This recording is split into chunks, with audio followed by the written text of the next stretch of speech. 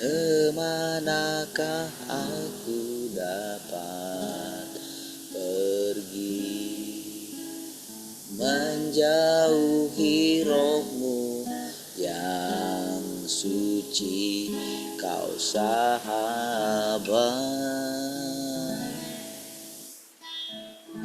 dan kau dekat.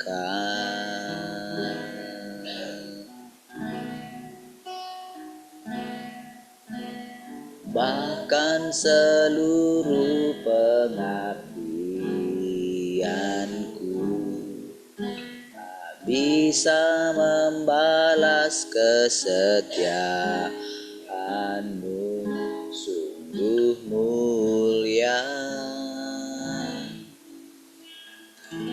dan berharga. Sungguh besar pengorbananmu bagiku, terlalu dalam untuk dimengerti. Sungguh besar,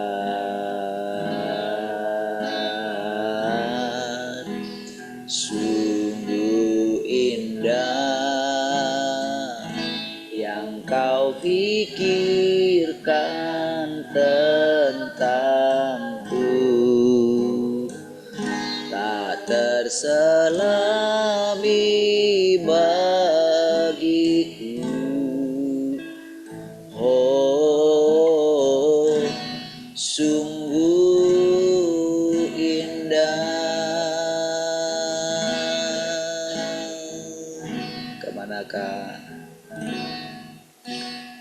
Kemanakah aku dapat pergi, menjauhi rohmu yang suci, kau sahabat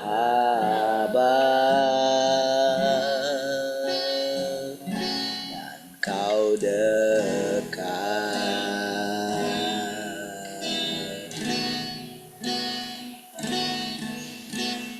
Bahkan seluruh pengabdianku tak bisa membalas kesetiaanmu, sungguh mulia dan berharga.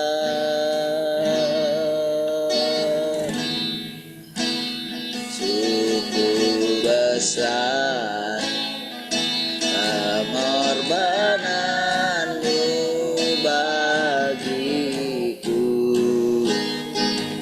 terlalu dalam untuk dimengerti. Sungguh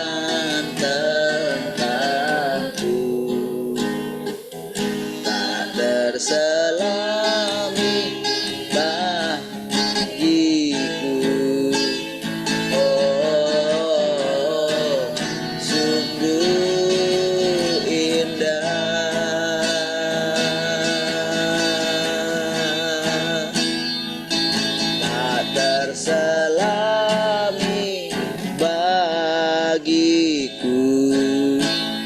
Oh, sungguh indah. Oh, haleluya.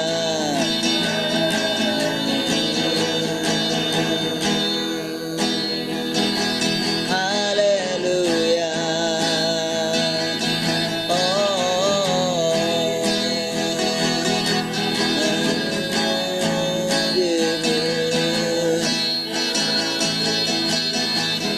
Terpujilah kau selamanya.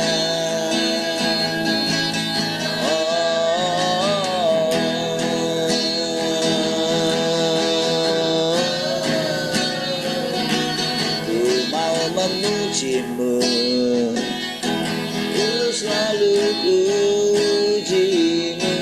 Ku mau menyembahmu, ku selalu sembahmu. Kau yang layak terima semua pujian, kemuliaan hanya bagi Tuhan.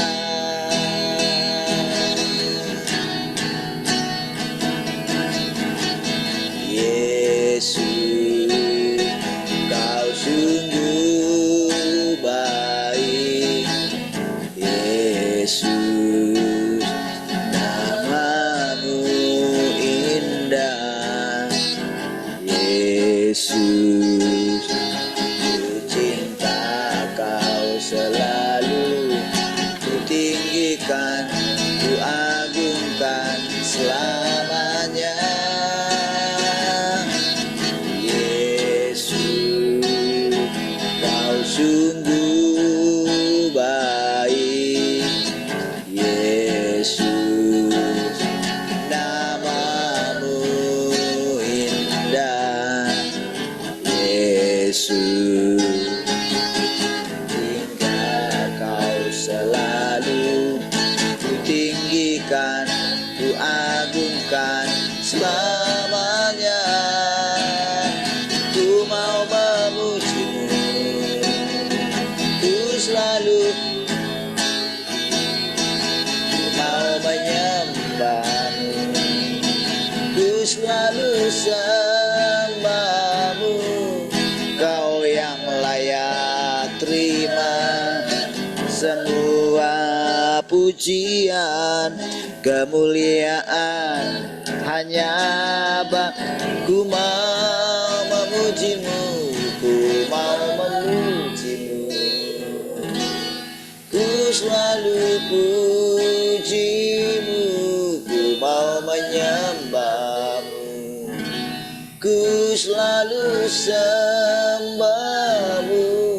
Kau yang layak terima semua pujian, kemuliaan hanya ku mau memujimu, ku mau memujimu. Ku selalu pujimu, ku mau menyembahmu, ku selalu sembahmu.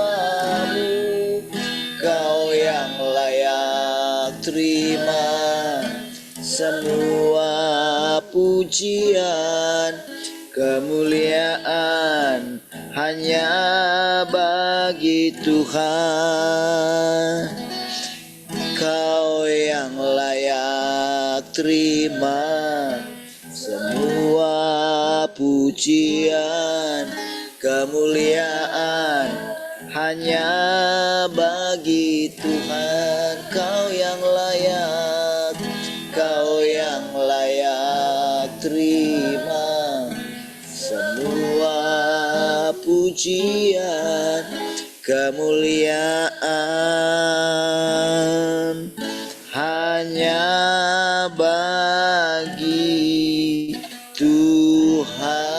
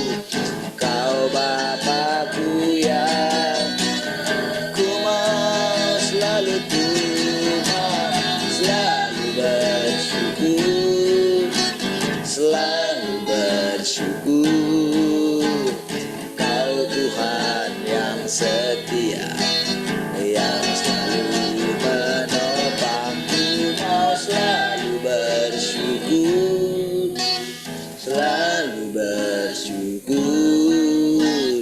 Kau Bapakku yang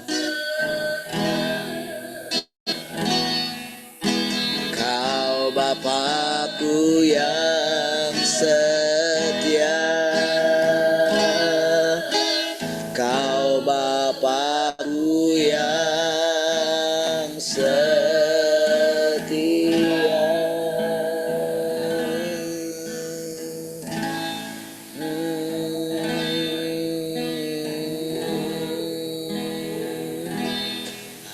Haleluya.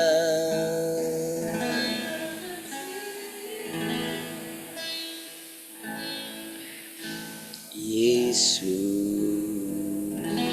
aku cinta kepadamu.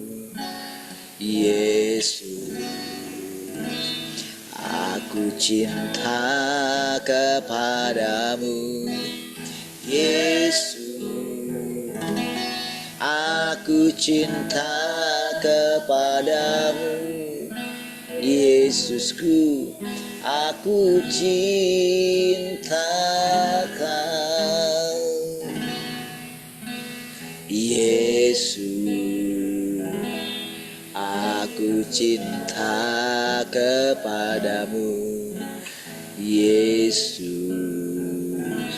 aku cinta kepadamu. Yesus, aku cinta kepadamu. Yesusku, aku cinta Kau. Dengan segenap hatiku, dengan segenap jiwaku, hanya Engkau yang patut disembah. Yesus, tak terukur kasih-Mu. Yesus, sungguh ku cinta Kau. Dengan segenap hatiku, dengan segenap jiwaku, hanya Engkau yang patut disembah. Yesus, tak terukur kasih-Mu. Yesus, sungguh ku cinta Kau. Yesus, tak terukur kasih-Mu. Yesus, sungguh ku cinta Kau.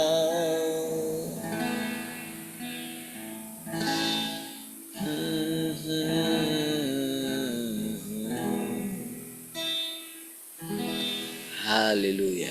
Kasih Tuhan, kami bersyukur pagi hari ini. Pujilah Tuhan selama-lamanya. Kami tundukkan kembali hati kami, Tuhan. Kami mendengarkan perkataan-perkataan. Haleluya. Mari kita yang mengasihi Tuhan sama-sama katakan.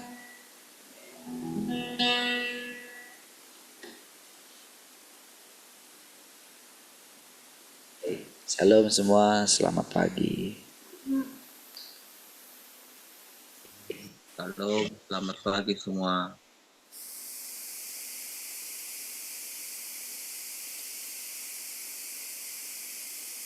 Selamat pagi semuanya. Halo, selamat pagi semuanya. Halo, sahabat Tuhan.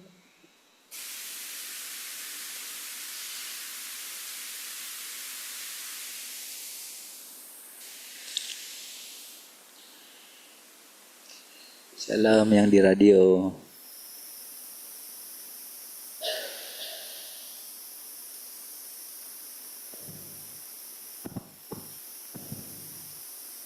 Baik, dan kita mulai.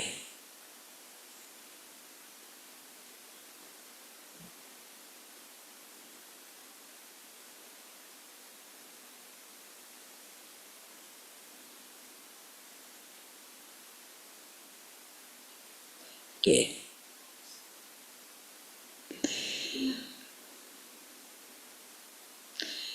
Daging inkarnasi memiliki kuasa yang kecil dan harus sangat berhati-hati. Dan kuasanya terpisah dari otoritas Bapa di sorga. Dia hanya memenuhi pelayanan daging, menyelesaikan pekerjaan dan amanat Bapa tanpa terlibat dalam pekerjaan lain, dan dia hanya menyelesaikan satu bagian pekerjaan. Nah, saudara, dia ini sedang menyatakan kepada dirinya sendiri, gitu ya. Karena kan daging inkarnasi itu kan adalah dirinya sendiri juga.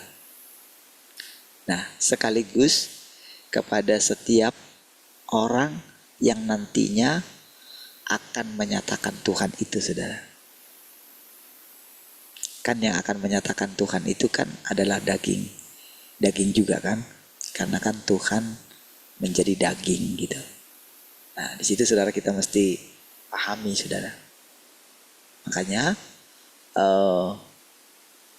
ini sangat berbeda, saudara, dengan pelaku pelayanan gitu. Nah, salah satu ciri yang sangat menonjol dari pelaku pelayanan adalah bahwa para pelaku pelayanan itu gampang sekali tertipu gitu. Tertipu karena biasanya kan seperti yang kita lihat dalam diri Petrus pada awalnya kan, bahwa dia merasa lebih daripada murid-murid yang lain. Kan itu pertengkaran yang terjadi kan. Mereka bertengkar gitu. Siapakah yang terbesar di antara mereka gitu. Nah, itulah ciri pelaku pelayanan. Mengapa dikatakan mereka itu pembuat kejahatan gitu. Di situ ya, supaya kita ngerti. Makanya kan daging inkarnasi memiliki kuasa yang kecil dan harus sangat berhati-hati gitu. Supaya kita mengetahui roh apa yang sedang bekerja dalam kita gitu. Makanya kan ketika dua orang muridnya itu, yaitu Yakobus dan Yohanes, ketika mereka melintasi daerah Samaria itu kan, karena orang Samaria tidak mengizinkan mereka lewat, kan mereka langsung minta kepada Tuhan, apakah engkau mau supaya kami meminta api dari langit, api turun dari langit. Itu, saudara. Makanya kan Tuhan mengatakan kepada mereka, kenapa kamu tidak tahu? Jangan bilang begitu. Kamu tidak tahu roh apa yang sedang bekerja dalam kamu. Gitu. Jadi saudara, dari firman ini saudara, inilah yang jadi firman ini harus selalu kita ingat gitu. Kita simpan dalam-dalam. Ya, jadi begitu kalau dia mau muncul gitu kan, maka itu mesti kita tekan gitu. Kalau di waktu yang kemarin kan itu kan kadang itu yang juga kita lihat dalam diri para hamba-hamba Tuhan gitu ya. Itu yang memang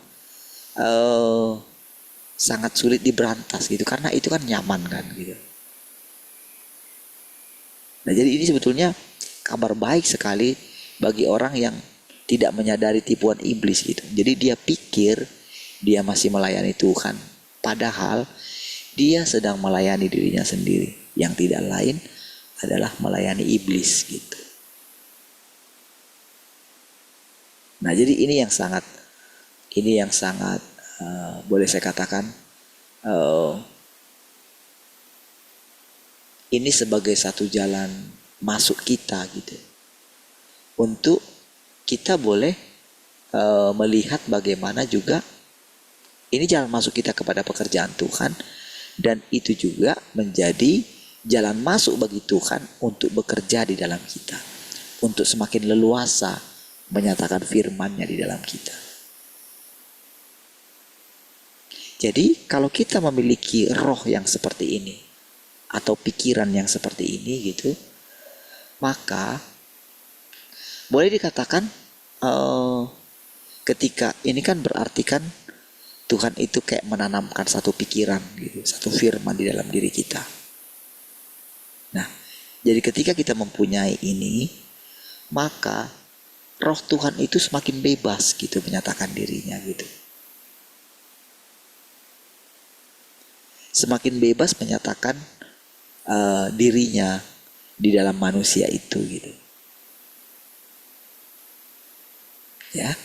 Nah, jadi lalu dikuatkan lagi dengan katakan kuasanya terpisah dari otoritas Bapa di sorga. Gitu. Jadi inilah sebetulnya kalau saudara perhatikan bagaimana Yesus berkata-kata, kalau saudara perhatikan perkataan-perkataan Yesus yang ada dalam kitab Injil. Gitu ya. Nah, dari situ saudara lihat bahwa benar seperti ini gitu. Makanya saudara, dari pernyataan ini kan, ketika saya merenungkan firman tentang anak laki-laki itu kan, nah itulah yang membuat saya bebas gitu. Jadi bukan masalah, jadi otoritas Bapak itu ketika dikatakan itu terpisah gitu katanya. Disitulah benar-benar si inkarnasi, dagingnya inkarnasi ini. Kan pertama kali kan daging inkarnasi itu adalah di Yesus. Yang kedua adalah Tuhan yang Maha Kuasa ini gitu. Jadi saudara, kalau saudara perhatikan kira-kira ya, ketika Tuhan menampakkan diri dalam rupa yang lain, coba perhatikan di situ. Di situ kan Tuhan belum menjelaskan gitu. Tuhan yang menampakkan diri dalam rupa yang lain itu setiap kali kan menampakkan diri kan dalam rupa yang berbeda-beda kan. Sama seperti ketika Tuhan menampakkan diri dalam rupa malaikat itu. Malaikat yang mana? Kan gitu kan. Kan pada waktu itu kan berarti ketika Abraham berbicara dengan ketiga malaikat itu gitu kan. Ketika mereka berbicara gitu, berarti kan wajah malaikat itu kan ada wajah kan, ada rupa gitu. Kok mungkin kayak nggak ada mukanya atau muka apa? Nggak mungkin dong. Pasti ada rupa seperti rupa mereka gitu. Jadi kalau mereka ingat mungkin mereka bisa ingat wajahnya itu. Abraham bisa mengingat wajahnya itu. Nah, jadi sama seperti sekarang. Jadi sekarang itu rupa itu tidak ditentukan lagi wajah yang kita lihat. Karena kalau kita lihat kan, coba kita saling melihat wajah saudara kita di hadapan kita saat ini. Kita boleh mengingatkan wajah si ini seperti ini, wajah si ini seperti ini, wajah si ini seperti ini. Nah, tapi dengan dikatakan Tuhan berinkarnasi, Tuhan telah datang kedua kali, gitu. Tuhan itu datang dalam rupa seperti kita, gitu. Oke? Berarti kan siapapun di antara kita ini, ketika kedatangan Tuhan sudah dimulai kedua kali, maka siapapun nantinya akan ada kesempatan di mana Tuhan akan menyatakan dirinya di dalam setiap kita ini gitu. Makanya ada istilahnya pelaku pelayanan, ada istilahnya umat Tuhan, ada umat pilihan, lalu ada istilah anak-anak Allah, lalu anak-anak sulung. Nah, jadi kalau kita perhatikan bagaimana orang ini menyampaikan semua firman ini kan hebat sekali kan, luar biasa kan. Tapi lihat saudara, kenapa si orang ini bisa, saudara, kalau saudara perhatikan ya, kenapa si orang ini bisa terus menyampaikan yang lebih banyak lagi gitu? Karena dia membatasi, dia gini. Jadi dari apa yang disampaikan dia ini gitu, harus seperti itulah kalau kita menyambut Tuhan yang datang kedua kali. Kan sebetulnya bukan hanya kita, jadi bukan hanya kita yang menyambut orang ini, tapi orang ini pun, atau gini ya tepatnya, kan kalau kita melihatkan Tuhan yang berinkarnasi itu atau Tuhan yang datang kedua kali, tepatnya adalah orang ini pertama kali. Oke, tetapi si orang ini pun mengatakan kepada dirinya, dia menyambut Tuhan yang datang kedua kali itu, sekalipun itu adalah dirinya sendiri. Makanya saudara, ada pernyataan ini, daging inkarnasi memiliki kuasa yang kecil dan harus sangat berhati-hati. Jadi yang ini bukan lagi dia secara pribadi yang menyatakan itu, tapi Allah yang di sorga itu. Dari situ kita bisa mengenali, saudara. Nah, jadi ketika saya mendengarkan ini benar-benar, saudara, di sini saya mengerti sedikit tentang apa artinya jalan masuk. Di sini saya mengerti apa arti takut akan Tuhan gitu. Di sini juga lah saya boleh melihat penyelamatan Tuhan atas hidup saya gitu. Kan kalau di masa yang lampau itu, saudara, ketika saya mengatakan hidupku bukan aku lagi tapi Kristus, kan saya sering ngomong sama orang. Dari saya melihat pandangan mereka terhadap saya, mereka sangat berharap saya itu melakukan mujizat atas mereka, dan mereka percaya saya bisa lakukan mujizat atas mereka. Supaya saudara ngerti ya.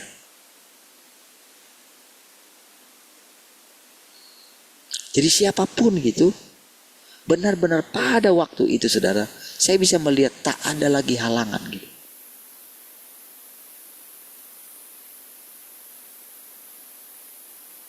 Jadi begitu saya menyadari itu, saudara, begitu saya melihat ada hal-hal yang terjadi dalam pelayanan kita, ya, banyak di antara pelayan kita yang atau orang-orang yang berhubungan dengan saya pada dipanggil duluan gitu ya. Tahukah saudara, di situ saya begini, saudara, berpikir gini, Tuhan, apakah pada waktu itu Engkau sedang menampakkan diri dan orang itu sedang bersentuhan dengan Engkau gitu loh. Jadi itu sebetulnya yang saya renungkan lama gitu, sehingga membuat saya lebih lebih berhati-hati lagi, seperti yang dialami oleh Petrus gitu. Kan Ananias dan Safira itu kan tidak sadar kalau yang sedang dihadapinya pada waktu itu bukan lagi Petrus gitu. Dan saya yakin pada waktu itu Petrus juga merenungkan gitu. Wah, kalau seperti ini nanti bahaya ini. Jadi pada waktu itu pun Petrus itu boleh dikatakan itu dikuasai oleh roh gitu pada waktu itu. Itu menjadi perenungan dia. Jadi ketika kita mendengarkan perkataan ini, saudara, ini adalah satu firman yang baru, yang benar-benar, saudara, diucapkan oleh seorang yang punya pengalaman akan Tuhan yang nyata. Jadi guru kita dulu tidak mendapatkan firman ini, saudara.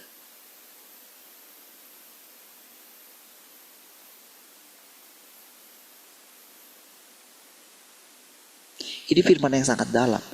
Ini bukan sekedar pewahyuan yang wah gitu, bukan.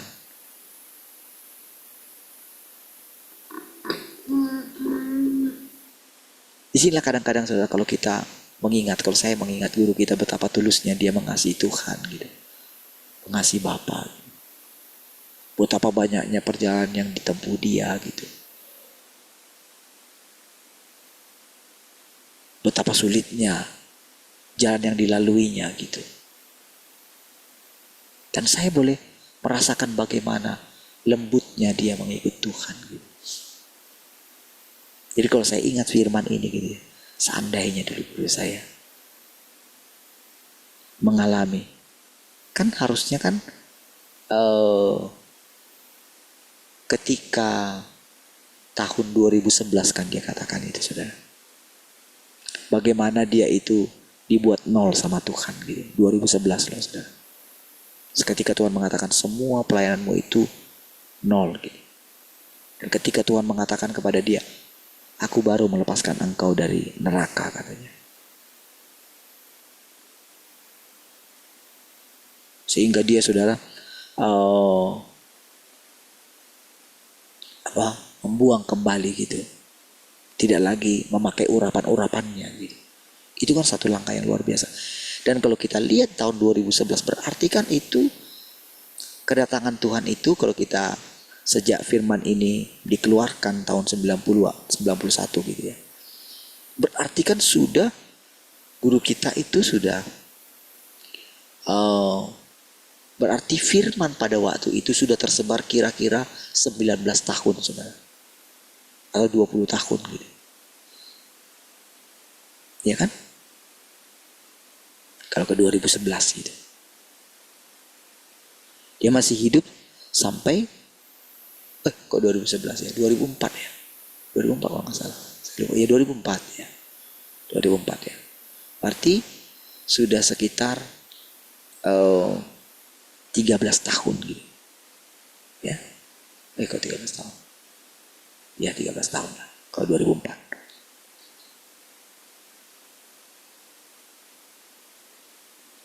Sudah 13 tahun.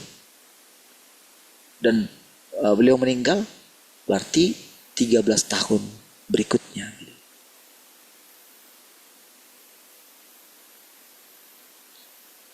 Nah, jadi saudara, berarti kan di situ sudah datang gitu. Ya, Tuhan sudah datang kedua kali. Oke?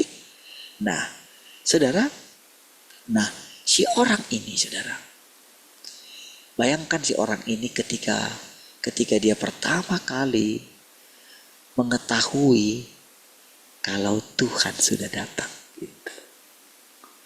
Kan pastikan sebelum 91. Sama seperti Tuhan Yesus saudara. Kan pertama kali dia menyadarinya itu kan, kalau yang kita lihat di dalam Alkitab kan, itu kan kira-kira umur dia 12 tahun itu. Tapi 12 tahun ke 30 itu kan berarti dia itu masa di mana dia mengalami diajar langsung oleh bapaknya kan. Kan tidak ada manusia yang ngajarin dia. Tak ada ahli Taurat yang ngajarin dia. Bahkan di umur 12 tahun dia sudah mengajari ahli Taurat. Jadi ilmu dia sudah jauh lebih tinggi daripada para ahli Taurat di umur 12 tahun. Gitu. Para ahli Taurat itu sudah cukup berumur saudara. Berarti mereka belajar. Kalau dikatakan mereka belajar firman Tuhan, ya kalau dibandingkan dengan saya, istilahnya mereka jauh gitu, lebih belajar firman Tuhan gitu daripada saya gitu. Ada di antara mereka dari sejak kecil sudah belajar Taurat gitu. Tetapi ketika Yesus umur 12 tahun, semua ilmu mereka jauh di bawah Yesus. Mereka sangat takjub. Siapa yang ngajarin dia ini? Oke? Pahami itu dulu? Lalu coba saudara renungkan. Kalau saudara adalah orang ini, yang pertama kali seperti Maria yang menerima firman Tuhan. Kan itu kan ceritanya kan? Lalu bayangkan bagaimana Yesus ketika dia menyadari kalau Allah yang sering disebut orang itu adalah Bapaknya.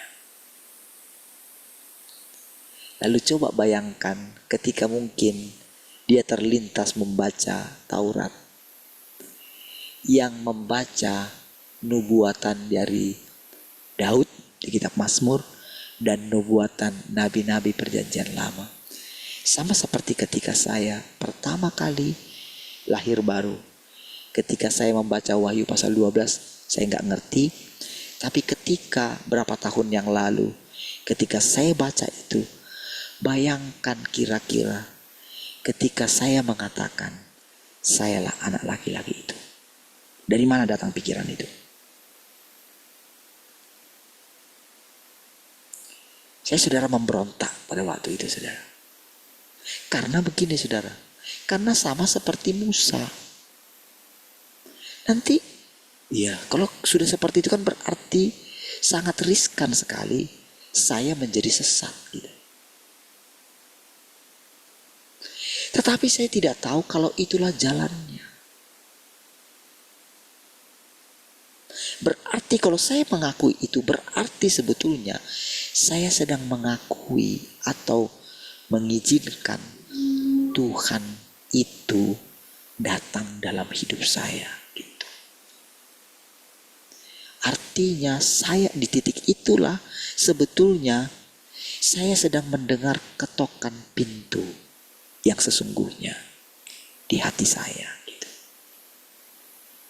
Sama seperti Musa ketika kaki dia itu menginjak tempat kudusnya Tuhan itu. Iya, jadi saudara, kalau merenungkan itu saudara ya, saya gini saudara, kan saya masih manusia biasa sama seperti kita saudara. Ada emosinya, ada marahnya, ada jengkelnya, semua hal-hal negatif yang lain. Lalu saya melihat bagaimana dia dengan sabar membimbing saya gitu. Berfirman kepada saya gitu. Secara pribadi gitu. Sehingga saya boleh mengatakan seperti yang tadi. Coba bayangkan bagaimana orang ini ketika pertama kali dia menerima kalau melalui dialah kedatangan Tuhan yang kedua kali itu dinyatakan gitu. Jadi bukan sekedar nabi dia saudara. Dia bukan sekedar memberitakan, hei sebentar lagi Tuhan mau datang, dia sedang, bukan. Dialah. Oh itu cobaan yang sangat luar biasa saudara. Untuk tidak menjadi sombong, untuk tidak menjadi tinggi hati. Kalau bukan roh Tuhan, kalau bukan Tuhan yang hidup di dalam dia, tidak akan mungkin. Tidak akan mungkin saudara.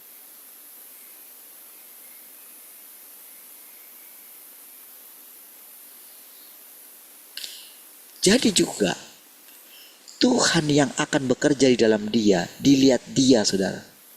Bagaimana Tuhan yang di dalam dia itu bekerja. Bagaimana cara masuknya dia ini. Bagaimana dia bisa melihat bagaimana Tuhan itu bisa bekerja dengan bebas di dalam dia. Makanya diucapkan semua firman ini saudara.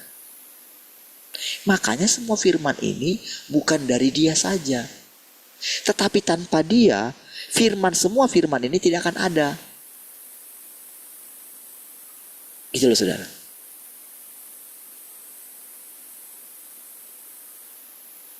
Jadi ini perkataan ini saudara, perkataan yang keluar ini saudara. Ini benar-benar adalah seperti, kalau boleh saya katakan gitu ya, satu perenungan yang panjang. Tapi tahukah saudara, sama seperti saya menerangkan kepada saudara bisa dengan tenang. Seperti itulah ketenangan orang ini. Iya saudara. Saya merenungkan itu saudara. Karena saya mengetahui gejolak ketika saya pertama kali merenungkan tentang anak laki-laki itu saudara. Gejolak di dalam diri saya. Benar-benar rasanya seperti berguling-guling saudara. Iya.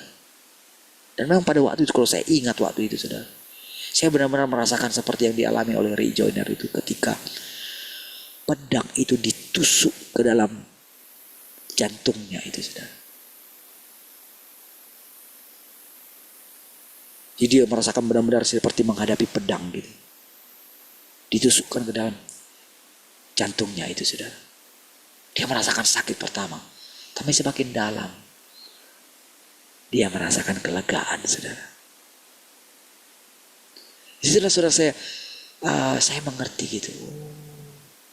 Tapi saya simpan terus, saudara, sepanjang terus. Makanya jadi ketika mendengarkan ini dikatakan memiliki kuasa yang kecil, dan kuasanya, perhatikan saudara, nya itu adalah dirinya sendiri. Si daging yang inkarnasi itu, yang sedang dikatakan, yang dikatakan Tuhan yang datang kedua kali itu melalui orang ini. Makanya dikatakan kuasanya terpisah dari otoritas Bapa. Oh saudara, itu firman yang sangat luar biasa bagi saya. Ini benar-benar saudara yang akan membuat kita nanti itu bisa masuk lebih dalam ke hatinya Allah, saudara. Karena apa? Karena kita mulai mengenali siapa diri kita. Makanya ketika mendengarkan perkataan manusia normal, itu saya senang sekali, saudara. Karena saya pernah menjadi manusia tidak normal. Maksudnya supranatural.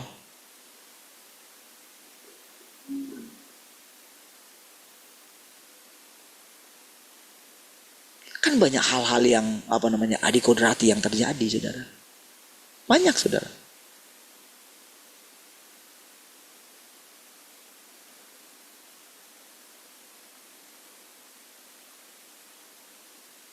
Dan apa yang terjadi, gejolak apa yang terjadi dalam diri saya ketika saya tidak menyadarinya. Kalau tidak ada firman ini,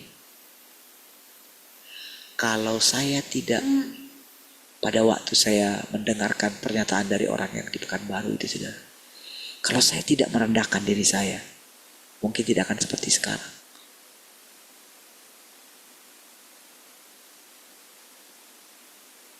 Jangan-jangan saya akan menjadi pelaku kejahatan, saudara. Seperti yang dikatakan di dalam Matius pasal 7 itu, saudara. Ya. Dan ada begitu banyak para hamba Tuhan yang seperti itu. Ya. Jadi situlah saudara, saya sering sekali sedih gitu kalau usia seorang hamba Tuhan sudah berapa gitu ya, 70 mungkin kan. Atau melihat seseorang mungkin ketika dia punya gereja yang besar gitu ya, punya segalanya,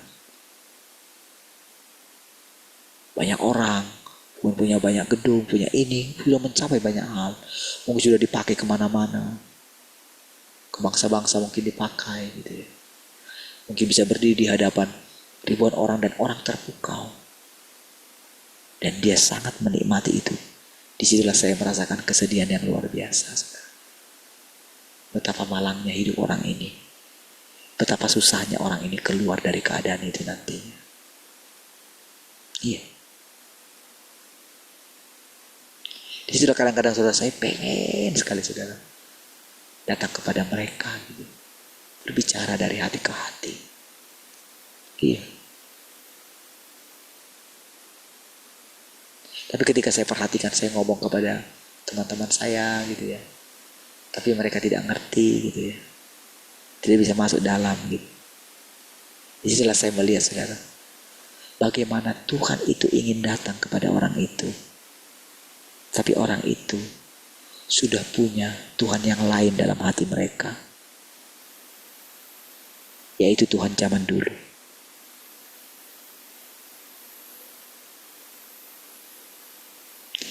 Makanya saudara, kadang-kadang kalau saya ngomong tentang Tuhan Yesus gitu, tahukah saudara, misalnya ketika kita nyanyikan masih ada kata-kata itu saudara ya, kadang-kadang dalam diri saya saudara itu saya sedih gitu. Saya nggak tahu kesedihan itu dari mana gitu. Tapi ketika saya merasakan kesedihan itu saudara, ketika sambil menyanyikan itu saudara, saya ngomong sama Tuhan, ya Tuhan, yang mau saya ngomongkan itu adalah Tuhan zaman sekarang. Tuhan Yesus yang sudah datang kedua kali, Tuhan. Iya. Saya ngomong dalam hati saya. Misalnya ketika mengatakan, Yesus, aku cinta kepadamu. Yang saya katakan itu kepada Tuhan yang datang kedua kali.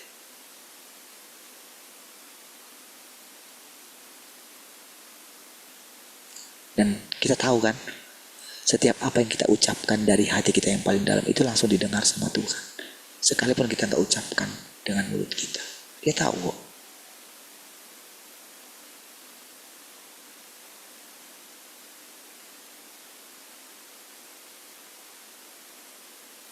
Demi siapa, saudara? Demi semua kita yang ada di sini. Demi orang-orang yang mendengarkan nantinya rekaman ini di YouTube, saudara. Pasti ada banyak orang, saudara, yang mencari-cari. Saudara, dunia keagamaan sedang digoncang juga hari-hari ini, saudara. Iya. Kenapa banyak dari yang Kristen jadi mualaf, dari yang Muslim jadi murtad, gitu dikatakan gitu. Kalau dari yang Muslim ke Kristen disebut murtadin, yang dari Kristen ke Muslim disebut mualaf gitu. Dan kenapa banyak pertengkaran? Mereka ingin berusaha meyakinkan agama mereka yang benar. Dan dunia keagamaan sedang digoncang hari-hari. Iya. Dan sebetulnya saya tahu, saudara, banyak di antara orang-orang meninggalkan saya itu, saudara, sebetulnya mereka sedang meninggalkan Tuhan. Mereka sedang menolak Tuhan yang datang kedua kali. Iya.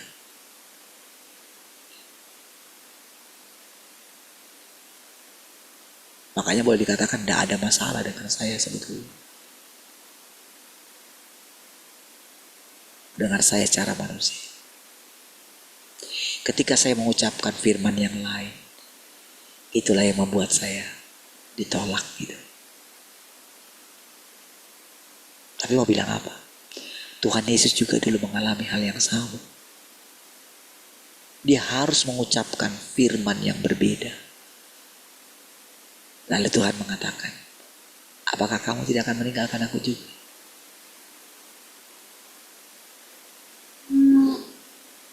Jadi ketika Tuhan sudah mulai mengatakan, ketika dia mulai mengatakan dirinya, siapakah aku menurut kamu? Ketika mereka mulai mengatakan begini,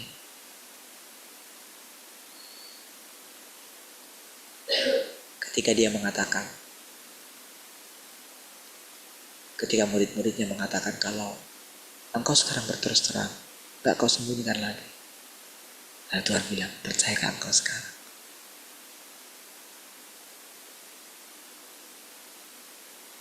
Bukan kamu yang milih aku, tapi akulah yang milih kamu. Memang di antaramu ada 12, tapi ada satu orang yang akan mengkhianati aku. Mereka ngomong, siapakah itu? Memang anak manusia akan diserahkan. Tapi terkutuklah, celakalah orang yang melaluinya anak manusia itu diserahkan. Itu menjadi pelajaran, saudara. Bagi manusia-manusia berikutnya.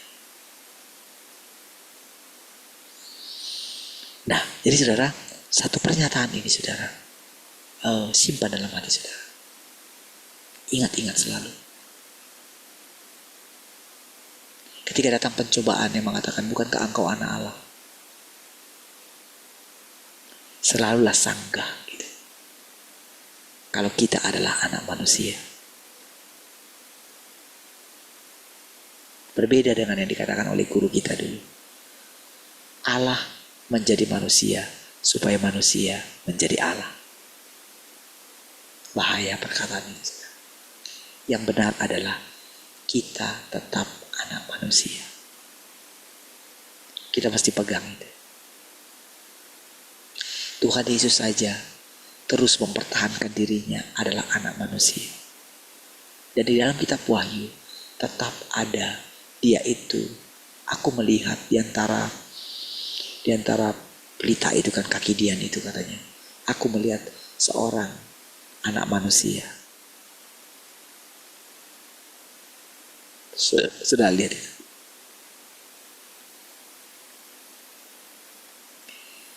Jadi saudara, simpan ini baik-baik ya, karena ini akan menjadi benteng bagi saudara. Untuk saudara bisa menjelaskan iman seperti apa yang saudara miliki saat ini. Ingat selalu, Tuhan yang di dalam hatimu itu tetap sebetulnya seperti Tuhan yang disembah oleh siapapun yang memanggil nama Tuhan. Sebetulnya tetap. Cuman bedanya adalah Tuhan yang sekarang engkau sembah, yang sekarang engkau ikuti itu adalah Tuhan yang nyata. Tuhan yang hidup hari ini. Bukan yang hidup di zaman perjanjian lama. Bukan. Bukan lagi sekedar Tuhan yang mati di kayu salib, yang bangkit, yang naik ke surga. Bukan.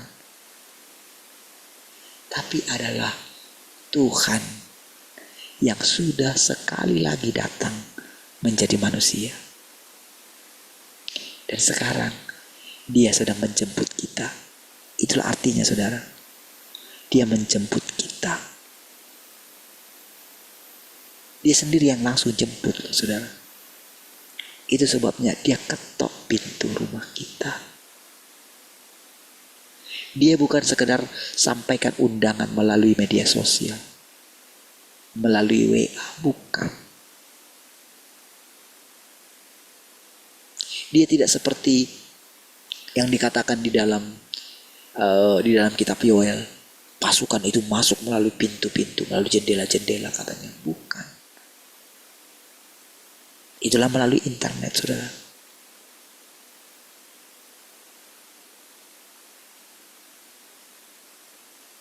Makanya disebut sistemnya itu kan Windows gitu kan, jendela masuk.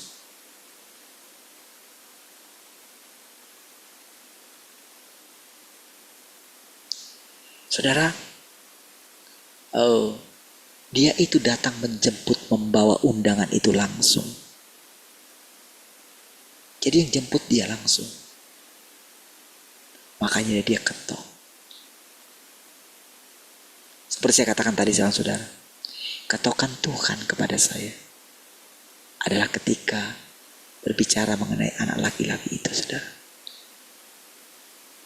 Tetapi rohnya, jadi pikiran saya harus seperti ini. Saya harus mempersenjatai pikiran saya ini dengan firman ini. Makanya saya bisa hafal sekali saudara Filipi pasal 2 itu saudara. Hendaklah kamu dalam hidupmu bersama menaruh pikiran dan perasaan yang terdapat dalam Kristus Yesus, yang walaupun dalam rupa Allah, namun tidak menganggap kesetaraan dengan Allah sebagai milik yang harus dipertahankan, melainkan telah mengosongkan dirinya dan mengambil rupa seorang hamba. Dan keadaannya dirinya sebagai manusia, dia telah mengosongkan dirinya, dia telah disalibkan, dia telah merendahkan dirinya. Itulah sebabnya Allah mengaruniakan kepadanya nama di atas segala nama, supaya setiap lutut bertelut, setiap lidah mengaku Yesus Kristus adalah Tuhan, bagi kemuliaan Allah Bapa. Iya saudara.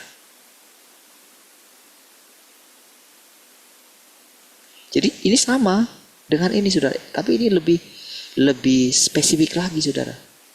Dia mengatakan otoritas Bapa, jadi kuasanya terpisah dari otoritas Bapa. Bisa.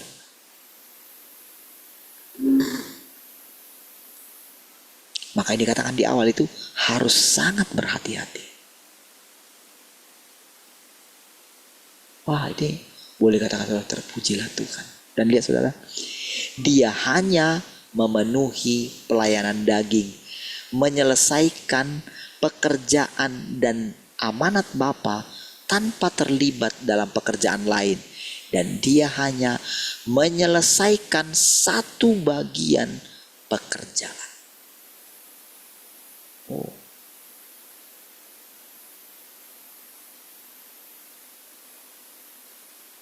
Karena nanti saudara, setiap kita itu saudara akan mengalami seperti yang dialami oleh orang yang pertama kali menerima kedatangan Tuhan yang kedua kali. Dan kalau di kalangan pengikutnya sudah udah banyak sekali di bangsa-bangsa saudara. Iya, sudah banyak sekali.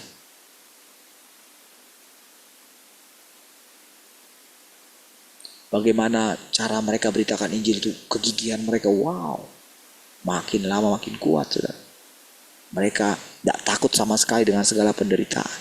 Mereka berjuang. Lihat saudara filmnya itu saudara.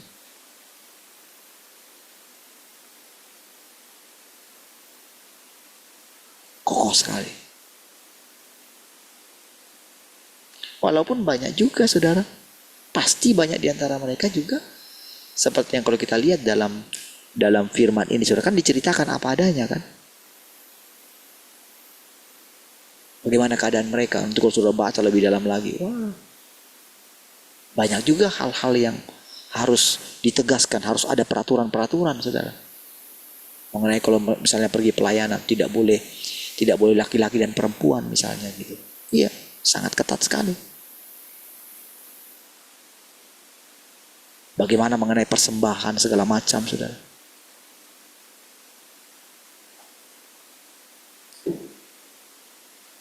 Iya. Lebih ketat lagi saudara daripada gereja yang ada sekarang.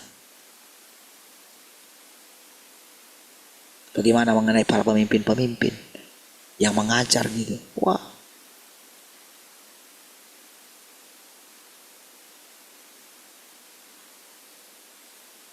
Jadi kalau saudara lihat di bagian dari kayak, kalau boleh kita katakan kayak misalnya mereka ini kayak organisasi gitu ya, nggak kelihatan dia sebagai pemimpinnya di sana, tidak.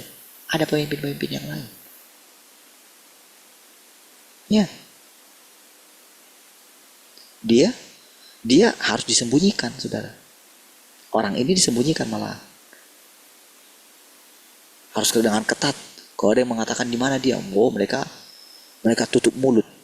Iya.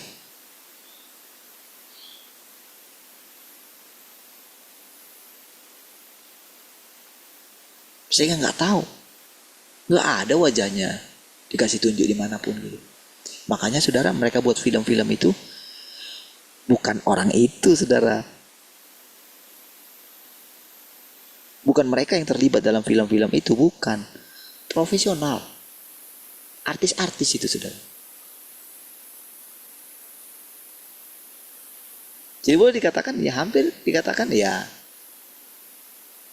jarang sekali mengetahui siapakah mereka.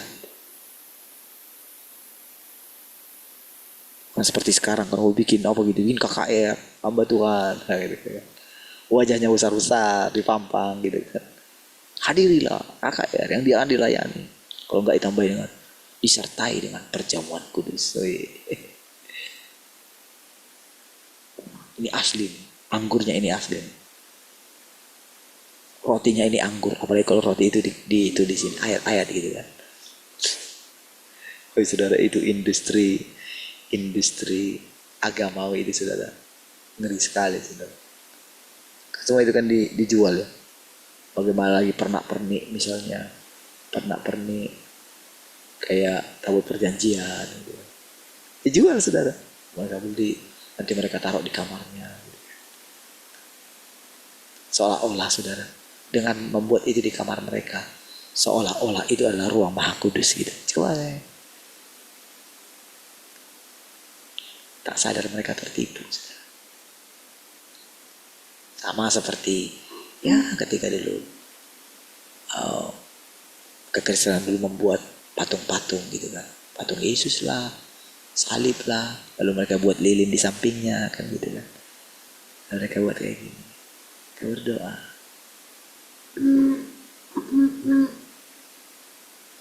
Mereka memakai ayat-ayat firman Tuhan untuk membenarkan diri mereka. buat kaki Dian lah misalnya gitu. Dan saudara ya, jadi hanya menyelesaikan satu bagian dari pekerjaan. Itulah sebabnya Tuhan disebut Kristus segera setelah dia datang ke bumi. Gitu ya. Inilah makna yang terkandung di dalam nama itu. Alasan dikatakan bahwa kedatangan itu disertai pencobaan adalah karena hanya satu bagian pekerjaan yang diselesaikan.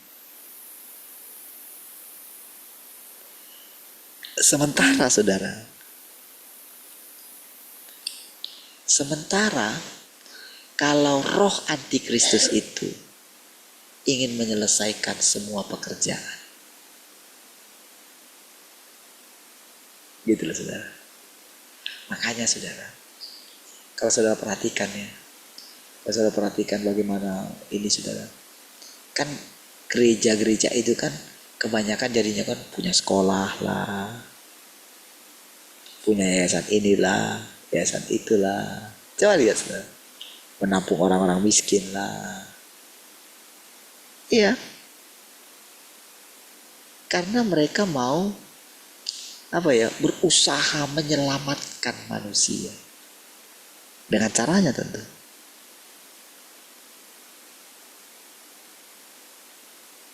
Iya, memasuki dunia politik lah. Iya.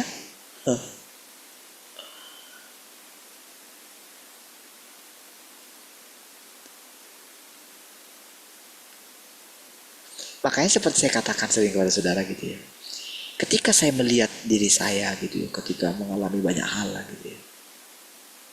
Ketika pikiran-pikiran saya itu rasanya bisa memikirkan banyak hal, mengerjakan banyak hal. Gitu. Makanya saya katakan sama saudara, dari segi apapun saya nggak kalah dengan siapa gitu orang yang pintar. Kira-kira kayak gitu saudara. Kira-kira seperti itulah pencobaannya. Saya saudara bisa nangkap ya. Jadi lihat saudara.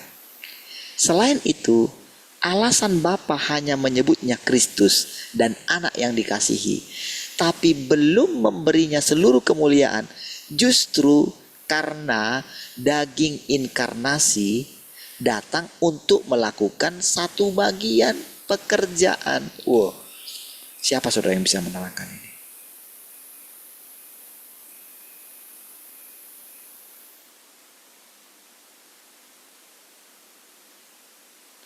Ini hikmat yang sangat luar biasa gitu.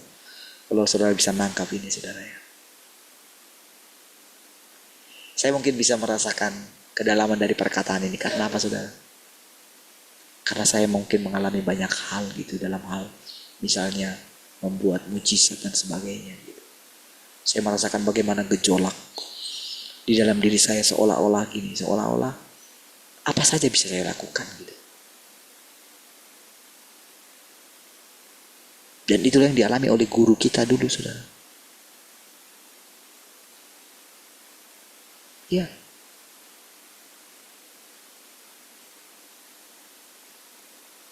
Sampai-sampai saudara. Sampai-sampai oleh karena pencobaan itu gak bisa mendapatkan kebenaran ini saudara. Iya.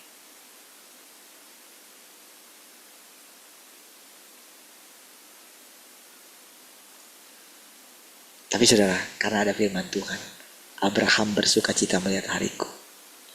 Ya, dia juga akan bersukacita melihat harinya kita. Karena kita pernah menjadi anak-anaknya. Karena saya pernah melabuhkan pelabuhan saya kepada dia. Gitu. Ya. Ketika dia pernah memberikan kepada saya, saudara. Kalau saya ingat itu tak ada diberikan kepada yang lain gitu. Walaupun saya baru gitu. Tak ada. Nggak ada yang pernah diberikan, oh ini misalnya diserahkan kepada daerah ini, Jawa ini diserahkan kepada si ini gitu. Diserahkan kepada RTM ini misalnya gitu. Nggak ada.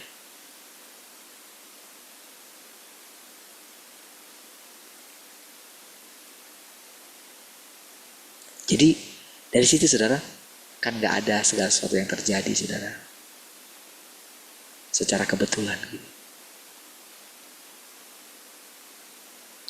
Puji Tuhan saudara, kita mengalami perjumpaan dengan Tuhan yang nyata itu saudara. Dari situ saudara makin jelas saudara melihat siapa yang sedang kita tinggikan sekarang. Dari sini saudara bisa melihat dengan jelas, tak ada yang meninggikan manusia di sini. Kalau saya ingin menjadi terbesar, saya harus menjadi yang lebih kecil dari semua saudara. Itu kebenaran. Kalau saya ingin mendapatkan Tuhan itu, kalau saya ingin diselamatkan, saya harus merendahkan diri saya. Dan setiap orang yang ada di sini harus benar-benar merendahkan dirinya. Iya, artinya setiap kita yang ada di sini harus benar-benar duduk di kaki Tuhan setiap hari. Iya, Tuhan melihat kita semua.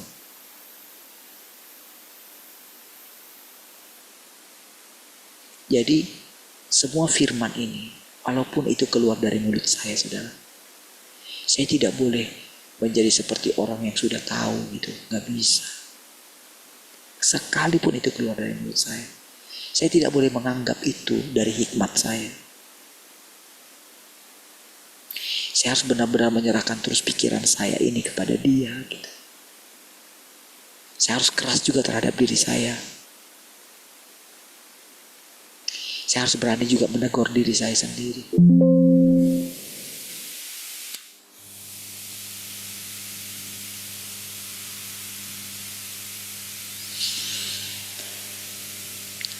Ketika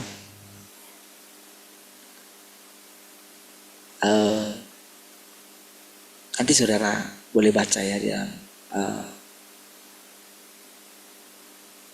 aplikasi yang saudara punya gitu ya, baca, coba baca ini berulang-ulang.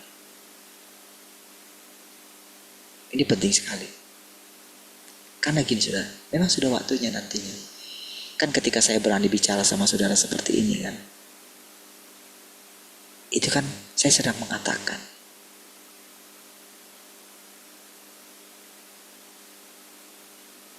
sebetulnya saya sedang menyatakan Tuhan itu ada di sini. Sebetulnya itu. Tapi saudara, kenapa saya berani mengatakan itu? Karena saya sudah persenjatai diri saya dengan ini. Tapi seberapa dalam ini melekat kepada saya, itu kan tergantung nanti pekerjaan Tuhan. Tergantung saya itu merendahkan diri saya. Tergantung saya taat kepada Dia kan.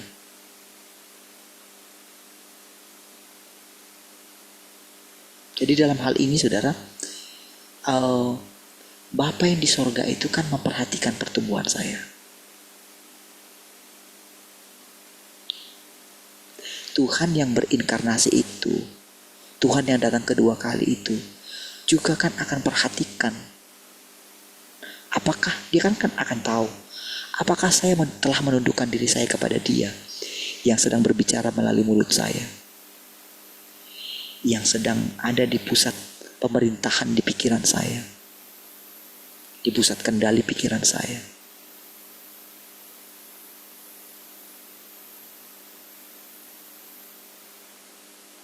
Kan Dia tahu apakah saya itu mau mencari pujian, kan Dia tahu.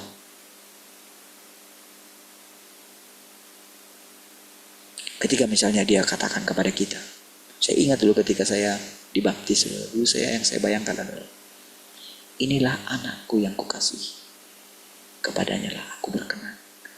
Jadi setiap kali saya membaptis orang dulu, saya ingat saudara, saya ucapkan perkataan itu.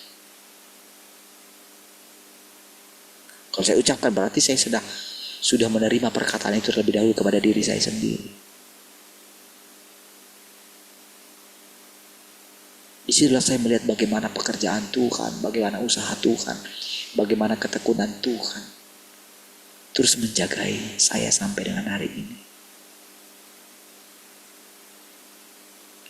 Inilah kadang-kadang saudara yang membuat saya pengen sekali saudara cerita kepada siapapun gitu ya, yang dimana mungkin mereka telah berjuang mengasihi Tuhan gitu. Iya, saya melihat ketulusan mereka gitu. Karena saya tahu pasti setiap orang ketika pertama kali berjumpa dengan Tuhan, mereka memiliki kesetiaan. Tapi saudara, oleh karena mereka berhenti mencari kebenaran, mereka telah ditipu, saudara. Di sini sekali lagi saya melihat bagaimana Tuhan itu dengan sabar.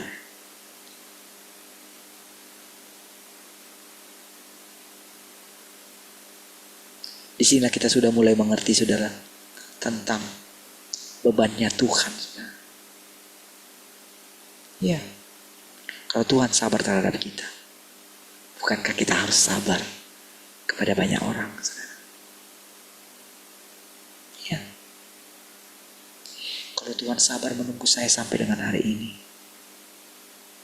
apakah saya juga tidak harus sabar menunggu orang? Sekalipun mungkin umurnya sudah berapa.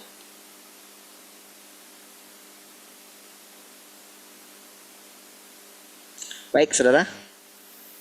Saya lanjutkan nanti bisa lewat banyak ya. Saya kita berdoa. Terima kasih Tuhan, kami bersyukur pagi hari ini. Terpujilah Tuhan selama-lamanya. Segala kemuliaan bagi-Mu Tuhan. Haleluya. Sama-sama katakan amin.